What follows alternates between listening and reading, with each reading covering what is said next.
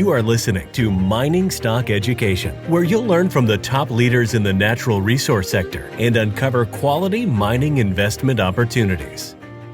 But if we take a look at the gold price from Q1, gold averaged around $20.90 an ounce in Q1. It's averaged about $23.40 an ounce in Q2. So you've got the largest gold miner in the world that's about to announce results, and basically costs have pretty much flattened out, but the gold price is almost $350 higher. So it's likely to be another blowout quarter, and yet your generalist investor really isn't paying attention. I'm Bill Powers, and you are listening to MSE. Thanks for tuning in. It is our monthly check-in with Dr. David Erfle from Junior Miner Junkie with a Y.com. David, we call you the doctor of junior mining stocks. You've been at this close to 20 years. You use your own money. Over 20 years. Over 20 years. You use your own money. You started a newsletter 2017 because you were asked to. Now you have over 300 subscribers. You can go to his website to learn more about that. But Dave, let's get to the gold price. You follow the gold price. You look at technical analysis. In my sleep. In your sleep, you dream about the gold price. So what's your current analysis of the gold price as we've even hit an all-time high here this week? Well, it's not really surprising. The only thing that's surprising is it's kind of happened during a summer doldrums period, and it started when on a holiday week, the first week of the quarter. There was only 3.5 trading days in the U.S. There was a holiday in Canada. Most of the big funds and the money managers were gone. But that's what gold loves to do. It loves to fake people out and have these huge moves when most least expect it. But my subscribers and I expected it. I've been harping on basically the fact that the risk is now to the upside. We had that huge breakout move of a 13-year cup and handle pattern, very powerful in the gold price, and it moved up $450 in about 9-10 weeks, and it got a little overheated, and it had a sideways bullish flag correction of about $150 in about 2.5 months or so. It came down to test its rising 18-week moving average. I was pointing this out to my subscribers for quite a while, saying that there's really strong support in that rising 18-week moving average. We don't know where it's going to come down and test it, but it'll probably test it, and then when it does, it'll probably go back up from there, and that's what happened. It also happened on the GDX and GDXJ, the mining ETFs came down, and they both corrected down to their rising 18-week moving averages, and they moved back up again. But the move in the gold price really wasn't surprising because, as usual, the miners and silver basically predicted it because they started to show relative strength to the gold price ahead of time. We had the gold stocks break out ahead of the gold price. So now, but as I said, it's happened during the summer, and the volume really isn't there. And it's also happened while the Dow's breaking out, the S&P's breaking out, so it's kind of gotten lost in the shuffle. So there's still plenty of opportunity to get into a lot of these stocks at lower prices. So what's going to cause that all the eyes to come on this sector that's breaking out with everything else? Is it going to be like the gold producers' earnings that are going to be coming out soon? Is that what's going to attract more eyes? Yeah, I mean, if you take a look at Newmont, the big boy, right? Newmont peaked in April, along with the mining sector, in April of 2022, around $80, and then it started to serially underperform on the way down. It was leading the gold stocks down in a bad way. It got all the way down to $29 from its high of $80. Down back in April of this year, in late February of this year, the Newmont bottomed at 29, and the GDX and GDXJ bottomed at the same time. But it's been leading on the way up now as well. Newmont's up about 70% from its low from late February, and both GDX and GDXJ are up around 50%. GDXJ is up a little higher. It's been leading, which is also bullish for the sector. It's been leading the gold stocks higher. So when we had the Q1 come out of Newmont at the end of April, it was a blowout quarter. The stock went up 12.5% that day, easily beating all the other issues on the S&P 500. And by the way, Newmont is the only gold stock on the S&P 500. So now it's leading the way. It's smart money has been coming into Newmont, and even a day like today, where we're finally getting some profit taking in the recent gold stock move, Newmont is actually up on the day while the sector's down 2 to 3%. So smart money is coming in because they're expecting another blowout quarter next Wednesday is when Newmont reports. So if we take a look at the gold price from Q2 of last year, it's up around 19%. But if we take a look at the gold price from Q1, gold averaged around $20.90 an ounce in Q1. It's averaged about $23.40 an ounce in Q2. So you've got the largest gold miner in the world that's about to announce results, and basically costs have pretty much flattened out, but the gold price is almost $350 higher. So it's likely to be another blowout quarter, and yet your generalist investor really isn't paying attention. Mm. So when you look at the next breakout point for gold, are you looking at a weekly close, monthly close? Like what's the next trigger point, and like what levels do you expect it to pull back to in the meantime? Yeah, it's rising. 18 moving average now is around 2350. So, I mean, I wouldn't be surprised if it came back down to test that again. I mean, sure, we've had a daily all-time high recently. Last week we had a weekly all-time high. This week we had a daily another daily all-time high at over, I think it was 2468.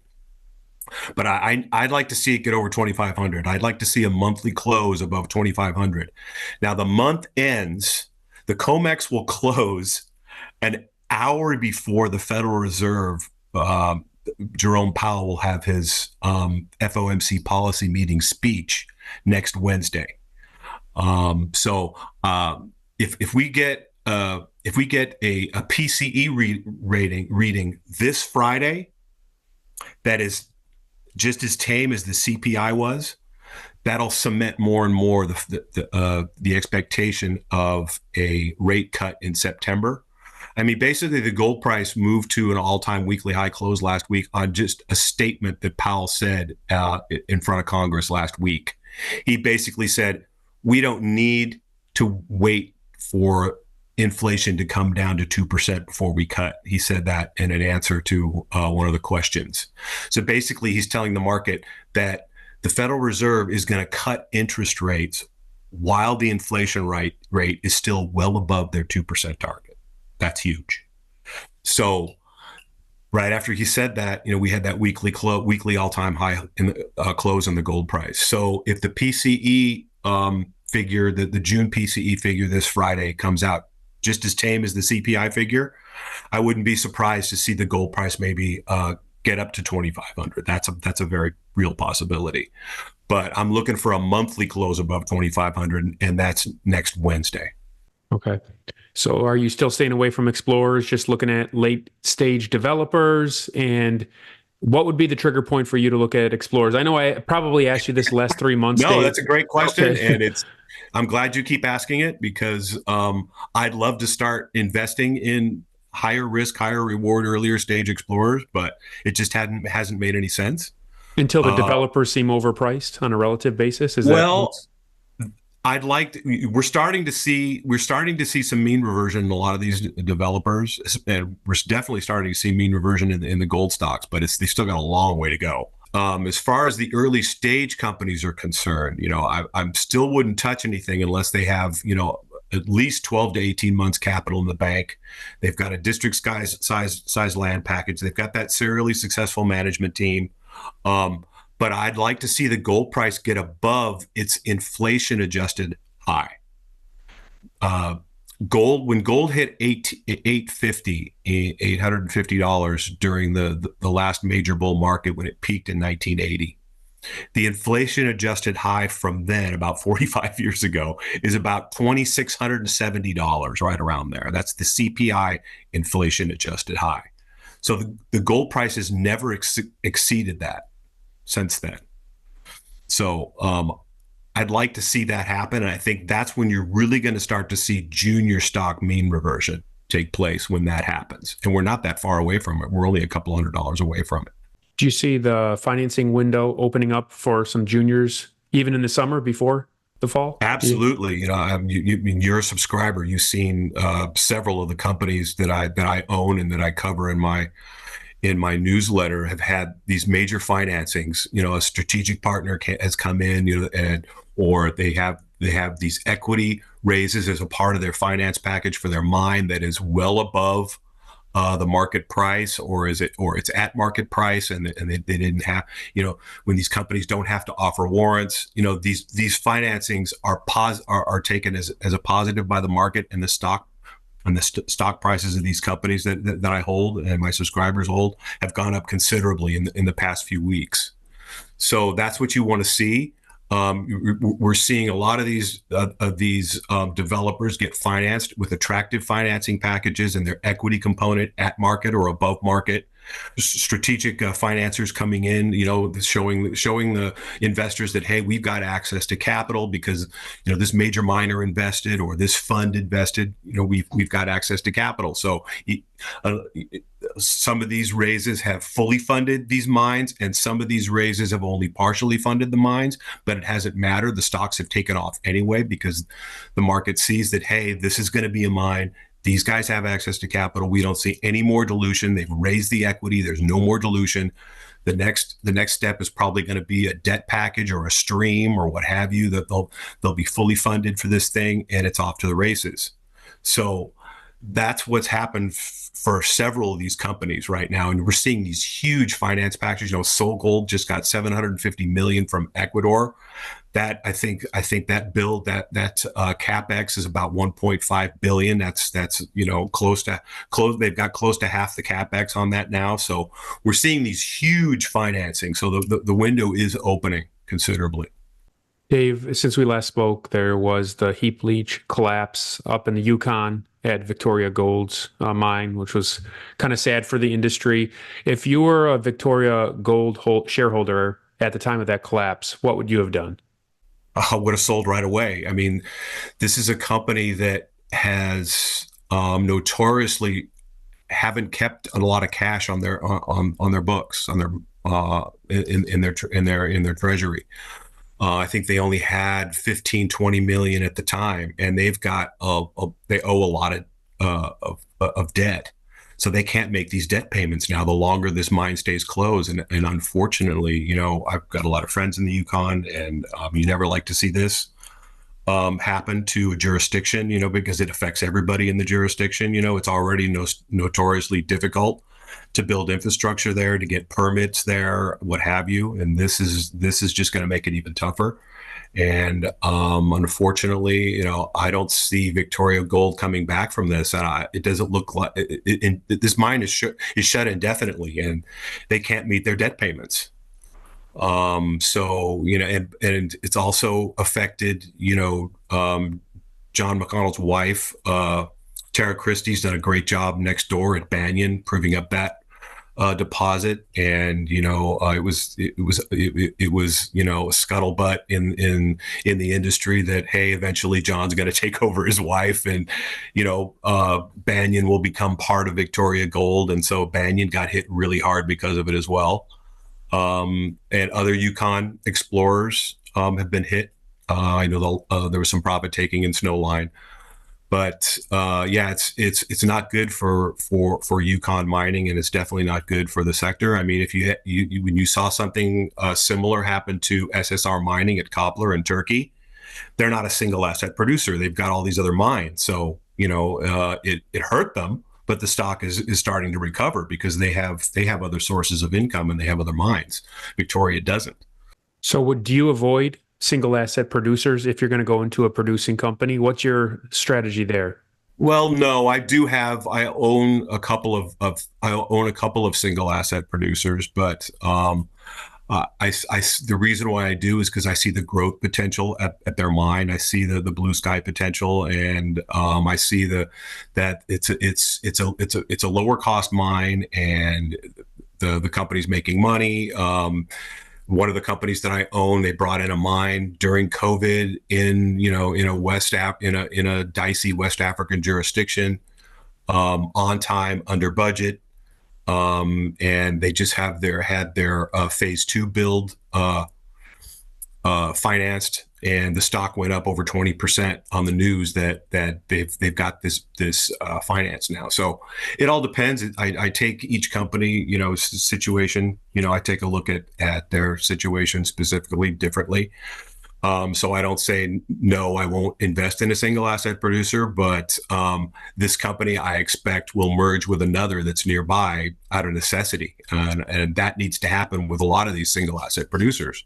They need to merge with other companies. So if there is, some disaster striking at their mine, or something happens politically in that area or whatever, they're not completely screwed like Victoria Gold is, unfortunately. Dave, on a personal level, are you taking less risk in this cycle, would you say, than you did in previous cycles you've been a part of? Well, it's interesting you asked me that. I have risk management rules for my juniors, and they've pretty much been in place, throughout my whole newsletter, and they've saved me from a lot of bad things happening in the sector over the past few years. I mean, I think I've done pretty well considering. But as far as the mining sector is concerned, I've always only invested in juniors, since I got into this sector in 2003, because I like the leverage. And the more I learn about the sector, and the more I learn about how to invest in the sector, and what things to stay away from and what things to gravitate to, I become more confident to up my leverage in certain subsectors of the junior sector. But I've never invested in major miners or royalty companies, or even that many mid tiers, until October of 2023. My retirement account, I just said to myself, my God, this is ridiculous. These companies, they're being given away here. Their stock prices in the relation to the price of gold is ridiculous. Nobody wants these things. The sector is out of favor, hated. A perfect time to begin investing in miners, and I'm glad I did, because my retirement mining stock portfolio has done really well in relation to my junior portfolio, which has done okay considering, but my mining portfolio has done really, really well. So today, Dave, I was thinking about something that Ross Beatty said to me in an interview about exactly 5 years ago. And his words of advice at that time were, don't sell your gold stocks too early because of the massive upcycle he expects in gold.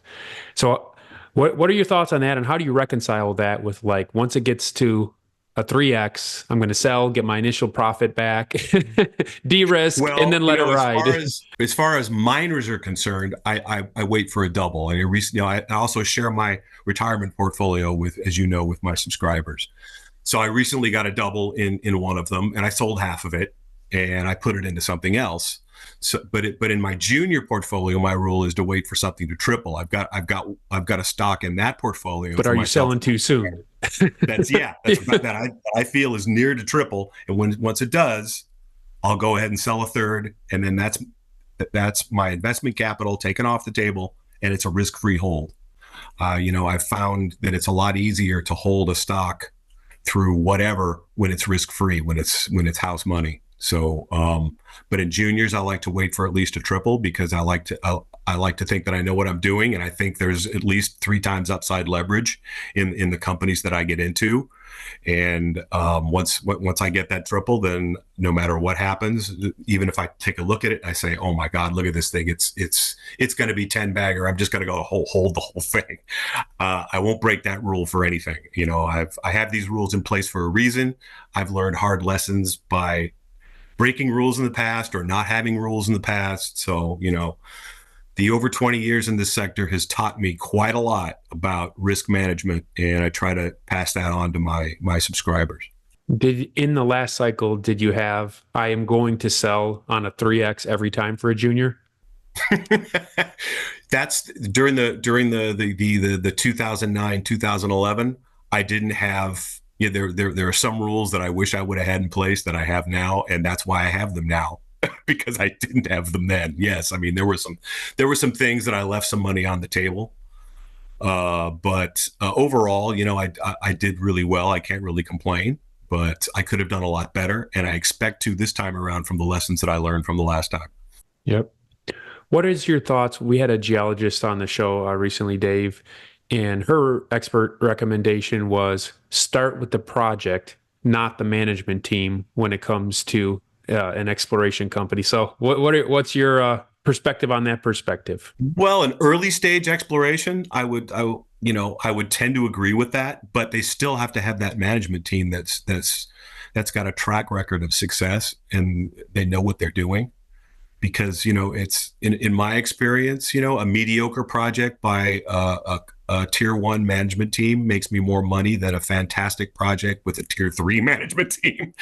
So, it all depends. It's company by company. I wouldn't say it's just a hard, fast rule, but there's so many things to look at. But as far as early stage exploration, I wouldn't argue with that.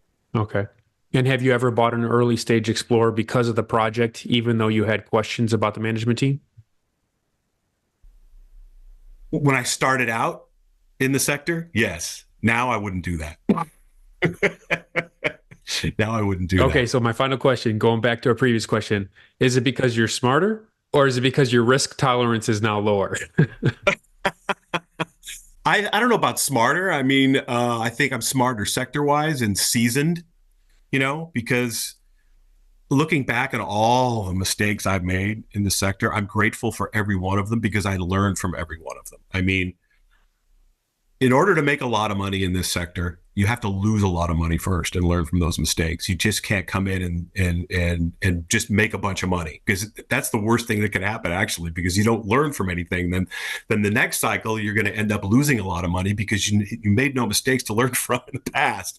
So, I think I'm in a really good place. My subscribers I put my subscribers in a really good place, I think. And it's all this hard work that we've done over the past few years is really starting to pay off now. I'm really looking forward to the next move here. It's starting to get exciting and fun again in the sector. I mean, it was always fun, but it was frustrating fun, but now it's becoming exciting fun. Well, to learn more about Dave's work, go on over to his website, juniorminerjunkiewithawhy.com. Dave, always appreciate having you on the show, and I'll talk to you again in about 30 days. Always great talking to you. Thanks, Bill. Looking forward to seeing you again.